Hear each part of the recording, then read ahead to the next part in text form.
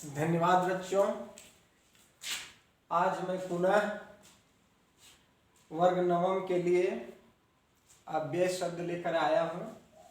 इसके पहले मैंने शब्द के दो भाग होते हैं, पहला विकारी और दूसरा अविकारी। विकारी शब्द में चार प्रकार के शब्द होते हैं, संज्ञा, सर्वनाम, क्रिया और विशेषण। यह विकारी अर्थात अव्यय शब्द में भी चार प्रकार के शब्द होते हैं। वे हैं कौन?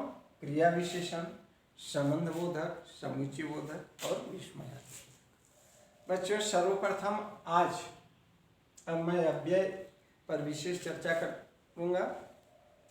अव्यय शब्द हम या विकारी शब्द को ही कहते हैं। अव्यय शब्द किसको कहते हैं? या विकारी शब्द को ही कहते हैं। इसका क्या है कि जिन शब्दों का रूप काल, पुरुष, लिंग, वचन तथा कारक भेद के अनुसार नहीं बदलता अर्थात परिवर्तन नहीं होता, वे हमेशा अपने मूल रूप में बना रहता है, ऐसे शब्दों को हम अव्यय या विकारी शब्द कहते हैं। यह विकारी शब्द हिंदी व्याकरण में चार प्रकार के होते हैं। तो ये चारों तो मैं बतला चुका हूँ, क्रिया विशेषण, संबंध बोधक, समुच्चय बोधक और विस्मयादि बोधक। बच्चों, यहाँ ये ध्यान देने वाली बात है कि क्रिया विशेषण अब क्या है इसको समझना है। ऐसे शब्द जो क्रिया की विशेषता बतलाता है, जैसे धीरे धीरे, यानी क्रिया क्या है? जैसे मोहन पढ़ता है तो मोहन की क्रिया क्या है? पढ़ना, और पढ़ने की विशेषता क्या है कि वह धीरे धीरे पढ़ता है। ठीक, यहाँ मैंने एक उदाहरण दिया है, मोहन घर के बाहर सो रहा है। तो मोहन क्रिया तो कर रहा है, सो रहा है, लेकिन उसकी विशेषता क्या है कि वह घर के बाहर सो रहा है। ठीक उसी तरह संबंध बोधक, जो शब्द संज्ञा या सर्वनाम शब्द के साथ, संबंध बोधक क्या है कि जो शब्द संज्ञा या सर्वनाम शब्द के साथ जुड़कर उसका संबंध वाक्य के दूसरे शब्दों से बताते हैं, जैसे और, पार, सिवाय, बाहर इत्यादि। अर्थात मोहन पूरब की ओर जा रहा है ना, मोहन उस पार है, मोहन के सिवाय यहाँ और कोई नहीं है, मोहन बाहर जा रहा है इत्यादि। यानी ये संबंध बता रहा है क्या है कि संज्ञा या सर्वनाम के साथ जुड़ करके उसका संबंध वाक्य के दूसरे शब्दों में वह बतलाता है।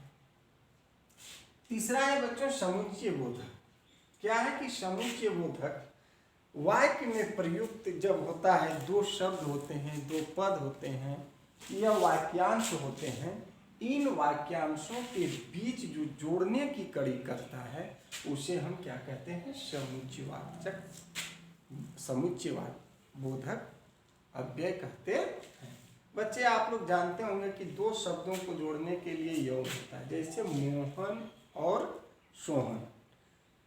तो और यहाँ क्या है कि दोनों को जोड़ रहा है, तो इन्हीं जोड़ने को जो वाली शब्द है उसे हम समुच्चय बोधक कहते हैं।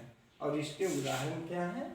और, तथा, एवं, या, अन्यथा और बहुत सारे शब्द हैं।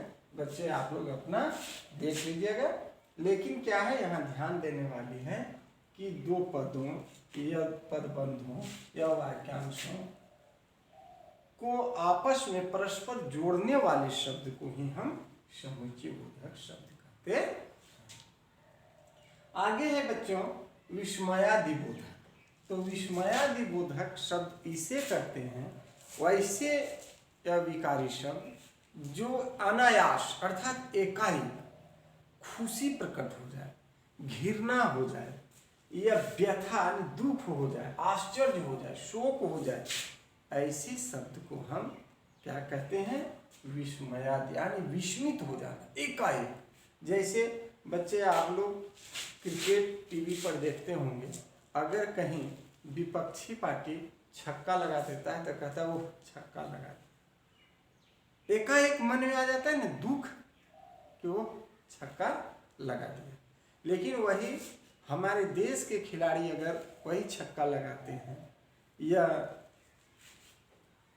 कैच ले लेते हैं या फिर किसी को क्लीन बोल्ड कर देते हैं तो अनायास दिमाग में आ आता है वाह। तो ये जो घृणा है, आश्चर्य है, व्यथा है, शोक है, हर्ष है, ये सभी शब्द अनायास आ जाते हैं और उन्हें ही हम विस्मयादि बोधक शब्द कहते हैं। तो बच्चे इसको आप लोग पढ़ लें और ये बहुत ही उपयोगी है। और विशेष मैं अगले वीडियो में मैं बतलाऊंगा। इसमें कोई प्रॉब्लम हो तो कमेंट करें, मैं बतलाने को तैयार। धन्यवाद।